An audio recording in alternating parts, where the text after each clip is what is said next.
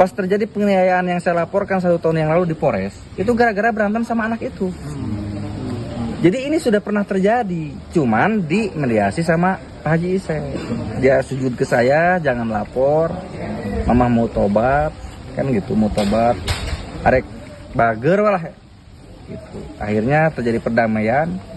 Sebetulnya laporan yang di Polres pun belum saya cabut yang tahu yang. Tragedi kematian NS dengan kondisi tubuh penuh luka bakar di Jampang Kulon, Sukabumi ternyata merupakan puncak gunung es. Sang ayah Anwar mengungkap bahwa setahun yang lalu sang istri nyaris mendekam di penjara akibat menyiksa NS, namun selamat berkat aksi bersimpuh memohon ampun.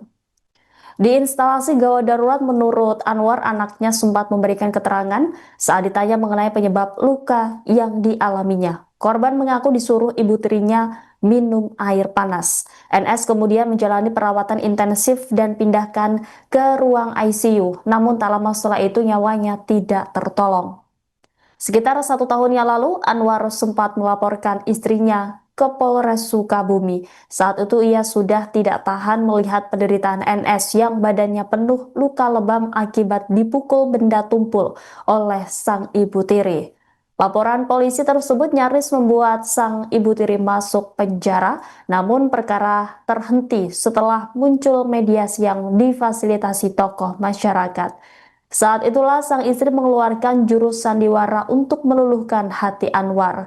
Istrinya saat itu bahkan sampai sujud memohon agar tidak melaporkan dan berjanji hendak bertobat dan berperilaku baik. Hingga akhirnya terjadi perdamaian.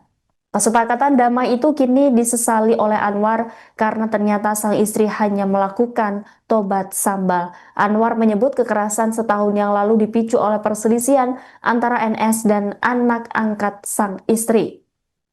Setiap kali ada konflik antara saudara, sang ibu tiri selalu memposisikan NS sebagai sasaran amuk demi membela anak angkatnya. Saat ini setelah NS meninggal dunia dengan kondisi melepuh yang mengerikan, Anwar tidak ingin lagi tertipu oleh air mata sang istri. Ia pun meminta polisi menggunakan laporan lama yang belum dicabut sebagai dasar untuk memperberat hukuman pelaku. Almarhum sempat curhatnya Pak tentang keluhan-keluhan.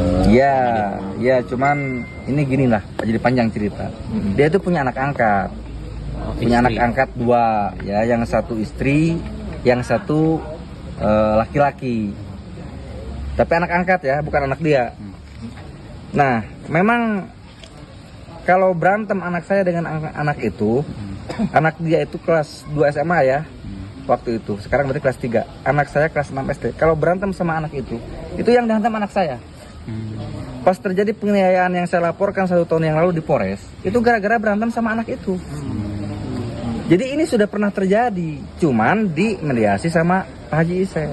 Dia sujud ke saya, jangan lapor, mama mau tobat, kan gitu, mau tobat, arek bager walah.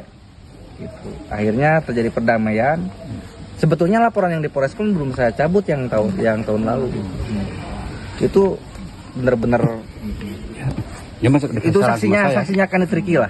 Kita buka baju anak saya sampai nangis itu. Akhirnya mungkin ini ujian buat saya dan kedepannya akan lebih baik. Kalau yang sebelumnya penganiayaannya berupa apa sih? Dipukulin. Itu mah dipukulin pakai benda lah gitu. Nah, keinginan iya kan sekarang almarhum itu pondok pesantren ya sampai sekolah, itu keinginan orang tua atau memang keinginan? Kan harusnya begitu, bukan digoreng di media sosial begitu. Kalau benar-benar sayang ke anak, apalagi sekarang udah almarhum, sok doain, kasih rezeki, kasih wakaf untuk anak. Ini takdirnya anak saya sudah sampai di sini, jangan sampai ada yang merasa dirugikan, apalagi sampai ada yang menjadi korban pidana ini itu. Tidak ada, anak meninggal ini takdirnya dan ini. PR ibu tiri dari NS buka suara terkait kasus kematian sang anak yang diduga tidak wajar. Dengan nada bicara yang pasrah namun tegas, TR membantah tudingan penganiayaan dan mengkritik keras respon publik di media sosial. TR mengaku telah merawat korban sejak kelas 3 SD dan merasa sangat terpukul dengan kematian anaknya. Namun ia menyayangkan tindakan netizen yang dianggapnya hanya sekedar menggoreng berita tanpa memberikan bantuan nyata. Dalam klarifikasinya, TR merasa diperlakukan tidak adil oleh opini publik yang menyudutkannya sebagai pelaku kekerasan. Ia bahkan melabeli pihak-pihak yang merasa iba di media sosial sebagai pahlawan kesiangan. Menanggapi proses hukum yang kini mengarah padanya, TR mengaku hanya bisa berserah diri. TR secara terang-terangan meminta agar kasus ini tidak diperpanjang atau diproses lebih lanjut sebagai tindak pidana. Menurutnya, kematian NS adalah murni takdir yang tidak perlu dicari-cari kesalahannya hingga memakan korban baru melalui proses pidana. Apa dengan adanya diotopsi, dengan adanya diviralkan, apa keuntungan buat saya? Anak tidak bisa hidup lagi, anak sekarang dikuburkan di Pulasara harus pakai duit. Ada tidak sih yang membantu saya, kan gitu. Jangan menjadi pahlawan kesiangan gitu. Giliran saya tahlil ke kiai yang nyali kubur, yang ini yang namanya tahlil di kampung itu harus pakai uang. Saya yang ngurusin. Apa ada netizen atau orang-orang yang merasa sok kasihan ke anak? Kalau kasihan, sok sumbang. Urusin tuh sampai anak itu dikurbankan, diekakan, dikasih rumah pulasaranya, pusarannya di kuburan. Kan harusnya begitu. Bukan digoreng di media sosial. Begitu kalau benar-benar sayang ke anak. Apalagi sekarang udah almarhum, sok doain, kasih rezeki, kasih wakaf untuk anak. Ini takdirnya anak saya sudah sampai di sini. Jangan sampai ada yang merasa dirugikan, apalagi sampai ada yang menjadi korban pidana ini itu. Tidak ada, anak meninggal ini takdirnya, dan ini karena Memang kalau berantem anak saya dengan anak itu, anak dia itu kelas 2 SMA ya waktu itu. Sekarang berarti kelas 3. Anak saya kelas 6 SD. Kalau berantem sama anak itu yang dihantam anak saya. Pas terjadi penganiayaan yang saya laporkan 1 tahun yang lalu di Polres, itu gara-gara berantem sama anak itu. Jadi ini sudah pernah terjadi, cuman di Kepolisian Polres Sukabumi masih mendalami kasus meninggalnya N, bocah 13 tahun asal Jampang Kulon, Kabupaten Sukabumi yang diduga menjadi korban kekerasan.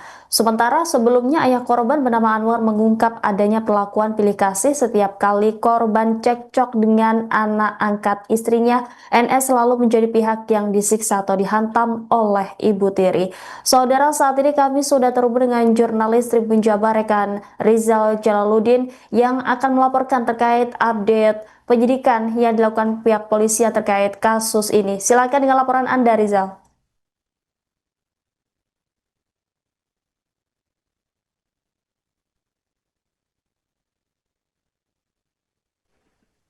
Baik, Rima dan juga Tribuners, dapat kami sampaikan bahwa memang hari ini dari pihak kepolisian sendiri, dari Satreskrim Polres Sukabumi, masih terus melakukan penyidikan setelah sebelumnya kasus dugaan penyiksaan terhadap NS, bocah 13 tahun asal Jampang Kulon, Kabupaten Sukabumi, Jawa Barat. Ini mencuat dari pihak kepolisian telah menaikkan dari penyelidikan ke penyidikan.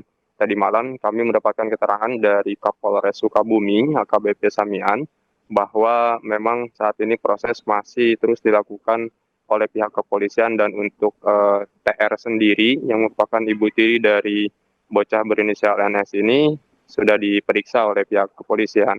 Dan untuk update-nya sendiri saat ini dari pihak kepolisian masih terus memperdalam kasus tersebut.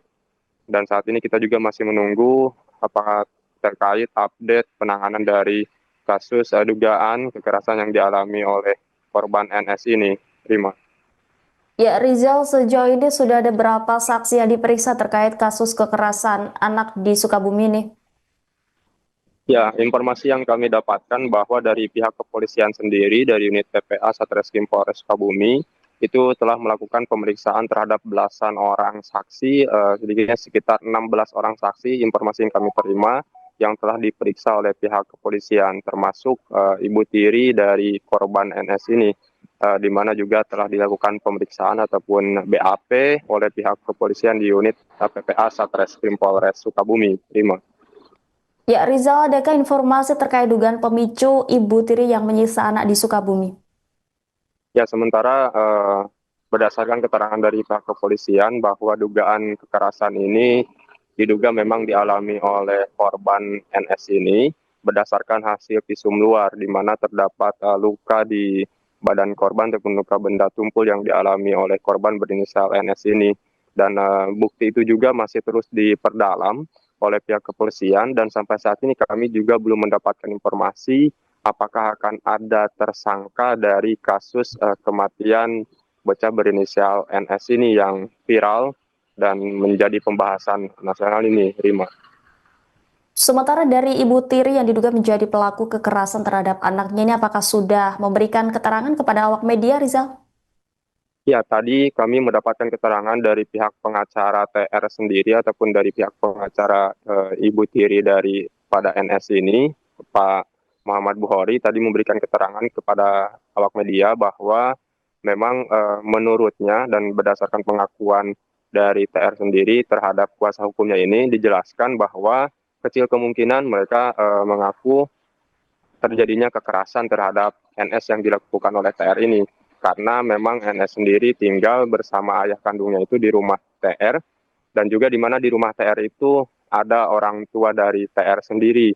Dan dari pihak kuasa hukumnya sendiri tadi memang menanyakan bagaimana pemeriksaan saksi ini dilakukan, karena mereka mengaku bahwa dari pihak keluarga TR sendiri, terutama ayah dari TR sendiri yang tinggal bersama TR dan juga NS ini tidak diperiksa, informasi yang kami dapat, dan itu berdasarkan pengakuan dari pihak kuasa hukum TR. Mereka berkilah bahwa kecil kemungkinan TR ini melakukan kekerasan terhadap NS. Rima.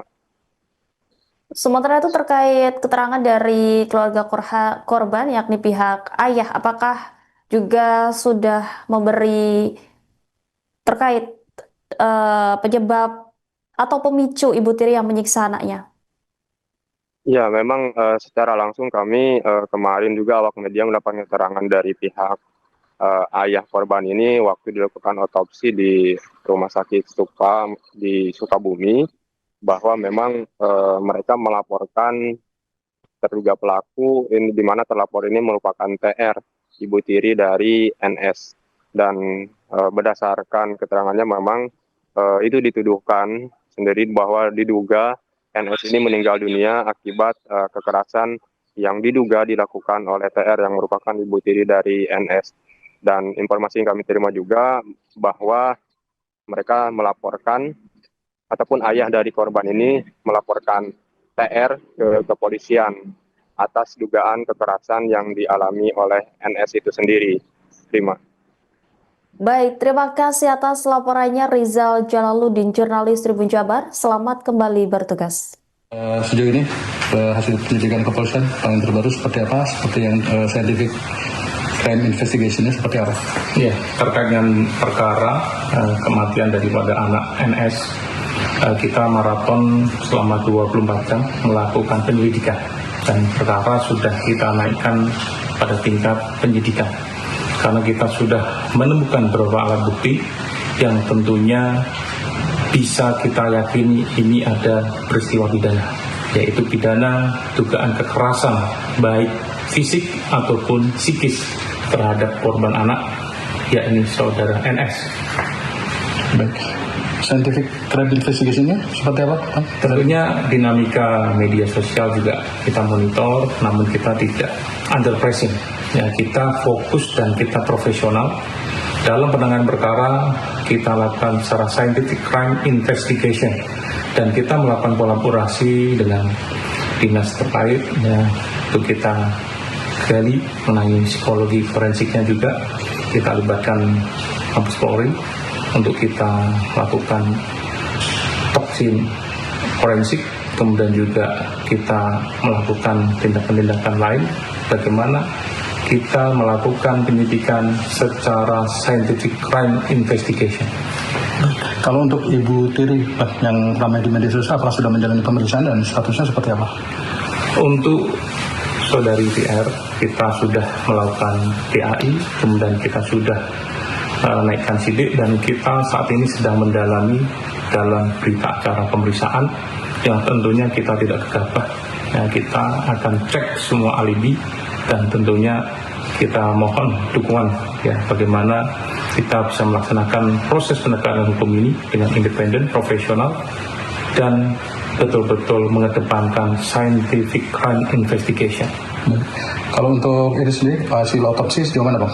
Untuk visum luar sudah kita dapatkan bagaimana korban mengalami luka, ya, luka pada badan, kemudian ada area muka yang disebabkan oleh trauma panas dan juga trauma benda tumpul. Sedangkan hasil dari otopsi sendiri kita masih menunggu dari ahli forensik yang tentunya nanti akan mendukung pembuktian kita. Oke. Terakhir tadi kan sudah disebut sudah naik penyidikan. Nah untuk tersangkanya sendiri apakah memang sudah ada yang dibidik? Kita sudah memeriksa 16 saksi, kemudian kita dalamin betul-betul dan segera akan merujuk menunggu alat bukti tambahan berikutnya. Terima kasih. Almarhum sempat curhatnya Pak, tentang keluhan-keluhan. Ya, cuman ini gini lah, jadi panjang cerita. Dia itu punya anak angkat, anak angkat 2, ya, yang satu istri, yang satu laki-laki. Tapi anak angkat ya, bukan anak dia. Nah, memang kalau berantem anak saya dengan anak itu, anak dia itu kelas 2 SMA ya, waktu itu. Sekarang berarti kelas 3. Anak saya kelas 6 SD. Kalau berantem sama anak itu yang dihantam anak saya. Pas terjadi penganiayaan yang saya laporkan 1 tahun yang lalu di Polres, itu gara-gara berantem sama anak itu. Jadi ini sudah pernah terjadi, cuman dimediasi sama Pak Haji Ise. Dia sujud ke saya, jangan lapor, mama mau tobat, kan gitu, mau tobat, arek bager lah, gitu. Akhirnya terjadi perdamaian. Sebetulnya laporan yang di Polres pun belum saya cabut yang tahun lalu. Itu benar-benar. Ya, Itu saksinya kan Triki lah. Kita buka baju anak saya sampai nangis itu. Akhirnya mungkin ini ujian buat saya dan kedepannya akan lebih baik. Kalau yang sebelumnya penganiayaannya berupa apa sih?